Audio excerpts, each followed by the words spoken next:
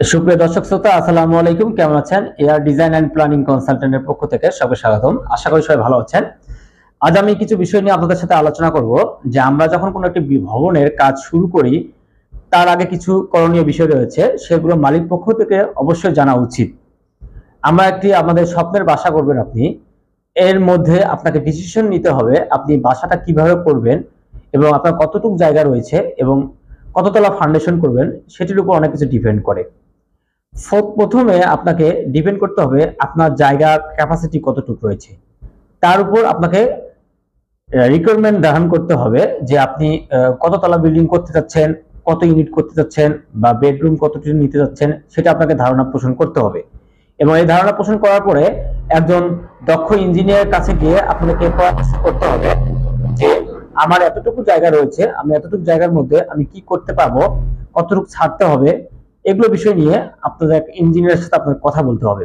এবং সেই ইঞ্জিনিয়ার আপনাকে সুন্দরভাবে পরামর্শ দেবে যে আপনার ভবনের সামনে কত ফিট রোড রয়েছে, কত ফিট ছাড়তে হবে, আপনি কততলা পর্যন্ত বিল্ডিং করতে পারবেন এবং হাইয়েস্ট বিল্ডিং কতদূর করতে হলে আপনার কি কি করতে হবে, এই বিষয়ে একজন দক্ষ ইঞ্জিনিয়ার আপনাকে পরামর্শ দিবে।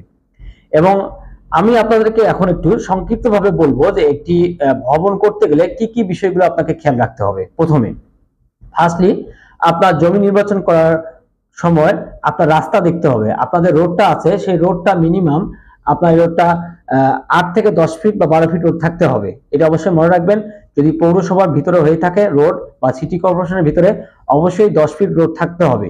10 ফিট রোড না থাকলে আপনি পারমিশন পাবেন না।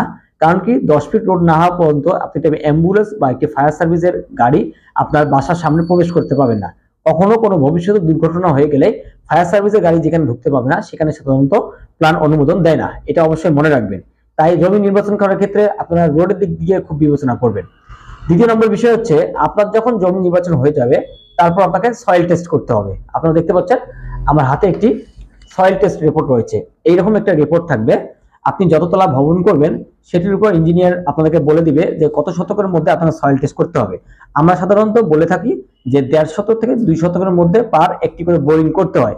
এইরকম আপনার যতটুকু শতক জায়গা থাকবে তার উপর ডিপেন্ড করে আপনাকে সয়েল টেস্ট করতে হবে। এবং সেই সয়েল টেস্টের মধ্যে আপনাকে ফুল ডকুমেন্টস দিতে হবে।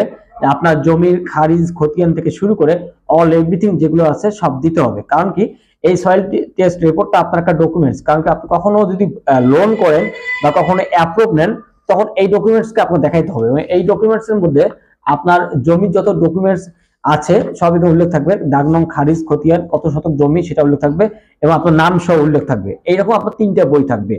এই সয়েল টেস্ট রিপোর্ট আপনাকে অবশ্যই করে নিতে হবে।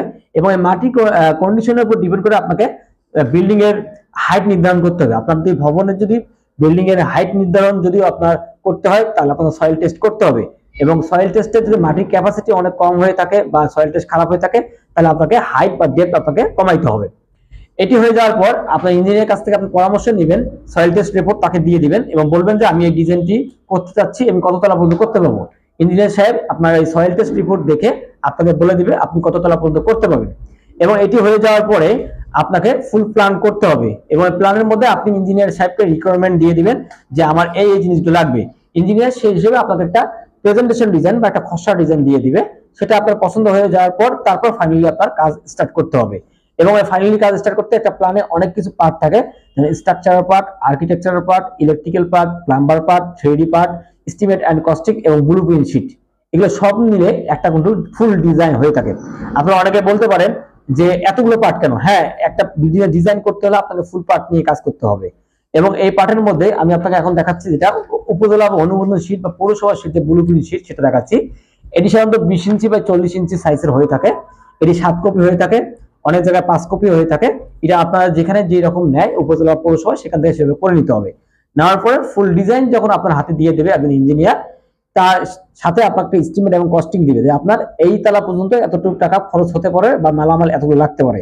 সেভাবে আপনারা আপনাদের এস্টিমেট হিসেবে আপনি ম্যাটেরিয়ালস গুলো প্রয়োগ করে নেওয়ার পরে সুন্দর দক্ষ একজন ঠিকাদার তাকে নির্ধারণ করতে হবে এবং নির্বাচন করতে হবে।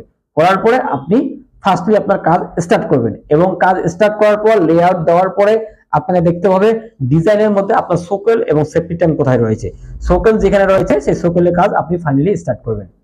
আশা করি এই জিনিসগুলো আপনারা যদি ভালোভাবে পর্যবেক্ষণ করে কাজ স্টার্ট করতে পারেন, তাহলে আপনাদের কাজ সুন্দর হবে এবং পরিবেশ বান্ধব হবে। সবাই ভালো থাকবেন এবং আমাদের এআর ডিজাইন এন্ড প্ল্যানিং কনসালটেন্টকে সাপোর্ট দিয়ে রাখবেন। এবং আপনাদের কোনো প্রশ্ন থাকলে আপনারা কমেন্টস বক্সে অবশ্যই প্রশ্ন করবেন।